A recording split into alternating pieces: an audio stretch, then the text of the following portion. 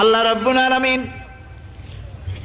কোরআনে কারীমের ভিতরে নবীজির নাম একটি বারের জন্য নাম ধরে তাকে ডাকেন নাই, বরং তিনি বলেছেন তোমরা পরস্পর পরস্পরকে যেভাবে নাম ধরে ডাকাডাকি করো আমার নবীকে সেভাবে নাম ধরে ডাকবে না।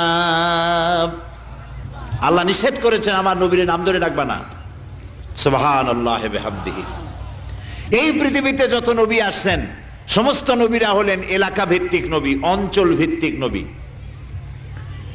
এক এক এলাকার, নূহ আলাইহিস সালাম এক এলাকার, মুসা আলাইহিস সালাম আলাক এলাকার, দাউদ আলাইহিস সালাম আরাক এলাকার, এরকম এলাকা ভাগ ভাগ করা। কিন্তু মুহাম্মদ সাল্লাল্লাহু আলাইহি ওয়াসাল্লামকে আল্লাহ রাব্বুল আলামিন কোন এলাকার জন্য নবী বানান নাই।